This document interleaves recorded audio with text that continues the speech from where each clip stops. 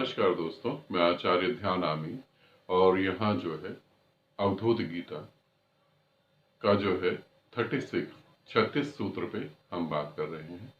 इस सूत्र में दत्तात्रेय जी कहते हैं, ये भी बहुत अच्छा सूत्र है, इसे समझेंगे। वो कहते हैं कि जो सफेद तत्व से रहित है, जो वाणी से रहित है, जो शब्द से रहित है, जो इंद्रियों के ज्ञान से रहित है, मतलब कि जो इन सब चीजों से रहित है, उसे तुम तत्व कैसे कह सकते हो। यहां वो बोल रहे हैं कि उसे हम तत्व कैसे कह सकते हैं। इसका मतलब समझें कि हम उसे कैसे तत्व कह सकते हैं। जो चीज परम शून्य है, जो शून्य ही है, उसकी हम तुलना किसी चीज से भी नहीं कर सकते। उसकी हम कल्पना किसी चीज से नहीं कर सकते, क्योंकि वो तो कल्पना रहित है। तो जहां वो सफेद कह रहे हैं, हकीकत में वो सफेद किसी तत्व की तरफ इशारा कर रहे हैं कि जैसे सफेद है एक तत्व, तत्व मतलब वस्तु समझ लें, है ना। एक सफेद है तो दूसरा काला होगा, अगर रात है तो दिन होगा। इस तरीके से वो समझाने की कोशिश कर रहे हैं। अगर जो वाणी से रहित है, जो शब्दों, जो क्या कहते हैं, आपका किसी भी विषय से रहित है, सब विषयों से रहित है, फिर उसे आप विषय में कैसे कह सकते हैं। फिर उसकी आप व्याख्या भी नहीं कर सकते। एक जगह ध्यान शिविर हो रहा था, वहां जब मैंने पूछा कि आप ध्यान की व्याख्या करें, आप बताएं कि ध्यान का अर्थ क्या होता है, ध्यान का मतलब क्या होता है, तो सभी ने अलग अलग व्याख्या करी। मगर जब मैंने उन्हें बोला कि ध्यान की कोई व्याख्या नहीं होती, तो फिर सभी ने क्लैपिंग करी। सभी ने कहा ये बहुत अच्छी बात आपने बताई कि ध्यान की व्याख्या नहीं होती। फिर मुझे हंसी आ गई। फिर मैंने बोला मगर ये भी ध्यान की व्याख्या ही है कि ध्यान की कोई व्याख्या नहीं होती।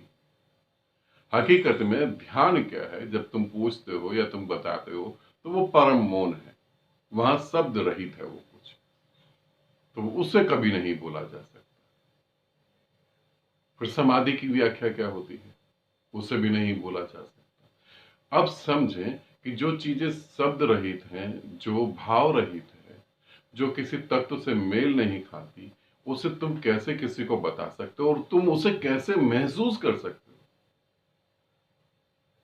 तुम कैसे परमात्मा को देख सकते हो, तुम कैसे परमात्मा को जान सकते हो, तुम कैसे कह सकते हो कि मैंने परमात्मा को पा लिया। दत्तात्रेय जी यहां अगर देखा जाए तो सीधा समाधि पे इशारा कर रहे हैं। समाधि में तुम नहीं होते, और जहां तुम नहीं होते वहीं वो सत्य होता है, क्योंकि तुम्हारा होना काल्पनिक। जैसे भी ध्यान साधना कर रहे हैं ग्रुप में, तो कई जगह पे ऐसा साधक को घट जाता है कि मैं नहीं हूं, और साधना हो रही है या नहीं हो रही पता नहीं, मैं ही नहीं हूं। तो वो जो मैं नहीं हूं, तो वो मन के पार चले गए। अब जब वो मन के पार चला गया, एक साधक, यूं समझो तुम साधना कर रहे हो, ध्यान करने बैठ गए, तुम किसी का भी ध्यान कर रहे हो, किसी चक्र पे कर रहे हो, कुंडली जागृत कर रहे हो, या कुछ भी जागृत कर रहे हो, या किसी देवी देवता का ध्यान कर रहे हो, तो करोगे किससे? मन के द्वारा। फिर अगर वो घटित होता है तो फिर कैसे बताओगे? मन के द्वारा।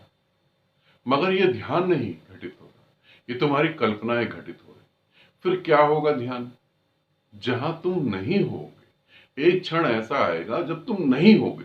जब तुम नहीं होगे तो तुम उसके बाद जब प्रकट होगे, जब तुम वापस आओगे मन में, तब तुम कहोगे कि उस समय तो हम पता नहीं कहाँ गए, हम थे ही नहीं, हमें कुछ समझ ही नहीं आया, वो समय कहाँ चला गया, ब्लैंक हो गया सब कुछ। गुजरात अहमदाबाद में मैं एक ध्यान शिविर ले रहा था। तो उस ध्यान शिविर में एक साधिका आई हुई थी। तो उन्होंने बोला कि गुरुजी मुझे कुछ घटता ही नहीं है, ध्यान करने बैठती हूँ पता नहीं कहाँ चली जाती हूँ, ब्लैंक हो जाता है सब कुछ, और इतने साल से ध्यान कर रही हूँ कुछ घट नहीं रहा। मगर हकीकत में जो घटना था वो तो घट ही रहा है, मगर मन कुछ और घटाने की सोच रहा है, तो यहां बहुत बड़ा फर्क पड़ जाता है। तो इसे समझ लें, जब भी आप ध्यान साधना करें और आपके जीवन में ऐसा कोई क्षण आए कि जहां आपको ये लगे कि आप हैं ही नहीं, ये जरूर ध्यान रखें इस रहस्य को समझने के लिए कि वहां आपके विचार भी नहीं होंगे, वहां आपकी कल्पनाएं भी नहीं होंगी, आप वहां होंगे ही नहीं। वो ब्लैंक होगा, बिल्कुल वो ब्लैंक होगा, वो समय रहित होगा। तब समझना कि आप ठीक ठीक ध्यान में उतर गए। वो क्षण ध्यान का, जहां आप मन से पार हो गए, जहां दत्तात्रेय जी कहते हैं शांत शुद्ध मन, आप मन की स्थिति में आप आ गए। इस सूत्र को समझेंगे इस तरीके से और अपनी ध्यान साधना को भी समझेंगे, ठीक है ना। और ये ऐसा नहीं कि बहुत जटिल है, आप 10 साल साधना करेंगे तो घटेगा। मैं देखता हूं, जब मैं ग्रुप करवाता हूं, जब मैं ग्रुप करवा रहा हूं, उनमें साधना करवा रहा हूं, कुछ लोगों को तो वो पहले दिन ही घट रहा था, और कुछ लोगों को तो मैं देख के इतना ताज्जुब होता है कि वो लोगों को ये चीज घट ही रही होती है, वो उससे इतना परेशान होते हैं।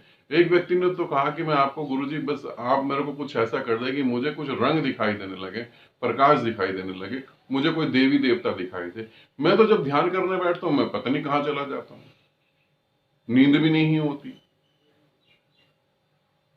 इस व्यक्ति को मैंने बोला कि तुम्हें ग्रुप में तो आने की जरूरत ही नहीं थी, क्योंकि तुम्हें तो समाधि घटित ही हो रही है। इसे समझेंगे, ठीक है, ये बहुत ही अच्छे से समझेंगे बारीकी से।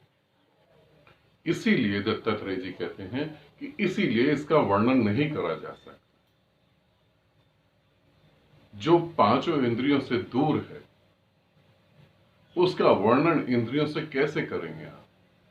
और मैं भी यहां जो आपको बता रहा हूं, हकीकत में आपको लग रहा है कि मैं दत्तात्रेय जी या मैं जो है उसकी व्याख्या कर रहा हूं, तो मैं परम शून्य के बारे में आपको कुछ बता रहा हूं। अगर आप ऐसा सोचते हैं कि मैं अपना ज्ञान आपको दे रहा हूं और आप उसे ज्ञान समझते हैं, तो वो ज्ञान नहीं,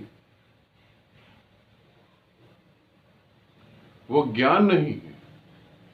हकीकत में जो आपने बना रखा है, मैं उसी को समझाने की कोशिश कर रहा हूं, कैसे वो टूट जाए। यू समझे कि एक आदमी ने ऐसे करके मुट्ठी बंद कर ली, अब मुट्ठी बंद कर ली है, और मैं उसे कह रहा हूं कि मुट्ठी में जो आपने ऐसे मुट्ठी बंद करी है, आपके खून जो है आपके हाथों में बहुत तेजी से बह रहा है, आपकी शक्ति लगी हुई है, आपके हाथ ऐसे बंद हैं। अब जो है अगर हम शक्ति को हटा दें, अगर हम शक्ति को हटा दें तो हाथ खुल गया। तो यहां पर जो भी कहा जा रहा है, आपको उस ज्ञान को जब आप उपलब्ध होंगे, जब आप वहां पहुंचेंगे, जब आप देखेंगे, तब आपको ताज्जुब होगा कि ये जो भी बताया जा रहा है ये कुछ भी नहीं है। ये सिर्फ आपका जो भ्रमित मन है उसी को बताया जा रहा है, उसी को समझाया जा रहा है, कैसे वो भ्रम टूट जाए।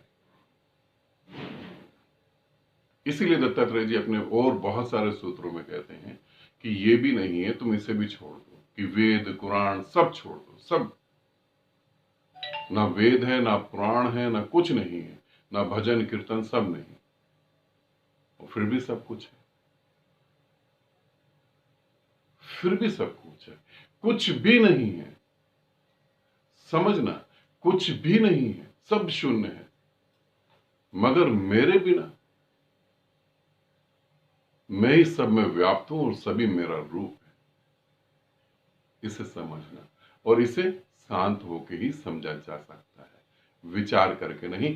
विचार जो करना है वो सिर्फ उपयोग करना है, बुद्धि का यूज करना है, ताकि आप निर्विचार में आ सके। आनंदित रहें, सदा खुश रहें। बहुत बहुत प्रेम आप सभी को।